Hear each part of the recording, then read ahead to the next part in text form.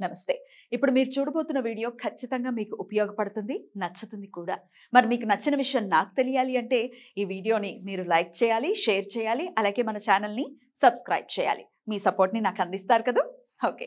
ఇప్పుడు వీడియోని స్టార్ట్ చేద్దాం. నమస్కారం. శుభోదయం కార్యక్రమానికి స్వాగతం. ఈరోజు 27వ తారీఖు డిసెంబర్ నెల 2023వ సంవత్సరం బుధవారం. శ్రీ శోభకృత్ నామ సంవత్సరం దక్షిణాయనం హేమంత ఋతువు.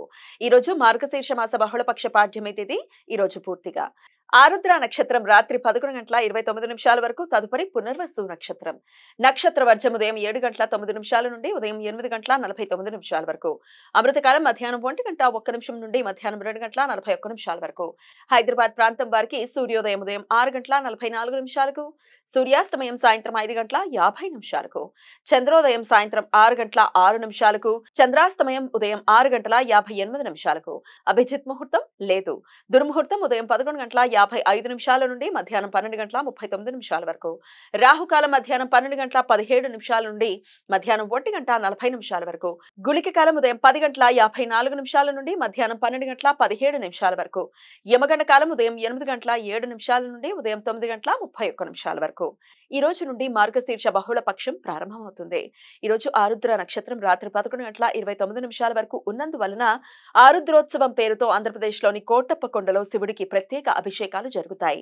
ధనుర్మాసంలో వచ్చే ఆరుద్ర నక్షత్రం రోజు తమిళనాడులో ఆరుద్రోత్సవం పేరుతో ఉత్సవాలు జరుగుతాయి. నటరాజస్వామి రూపంలో శివుడు ఈ రోజు జన్మించాడు అని భక్తుల విశ్వాసం. భారతదేశంలో మిగతా ప్రాంతాలలో మహాశివరాత్రి రోజు లింగోద్భవం జరిగినట్లుగా శివుని జన్మదినంగా ఉత్సవాలు జరుగుతాయి. ఈ రోజు నటరాజస్వామికి ప్రత్యేక అభిషేకాలు జరుగుతాయి.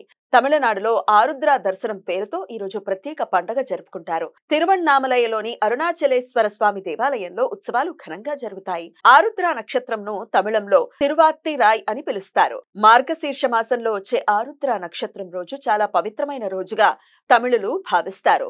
శుక్ల యజుర్వేద సాంప్రదాయం ప్రకారం ఈ రోజు పరశురామ జయంతి. విష్ణుమూర్తి దశావతారాలలో పరశురామ అవతారం 6వది. అన్ని వైష్ణవ దేవాలయాల్లో ఈ రోజు ప్రత్యేక పూజలు నిర్వహిస్తారు. శబరిమలలో ఈ రోజు మండల పూజలు ప్రారంభమవుతాయి. ఈ రోజు ఇష్టి.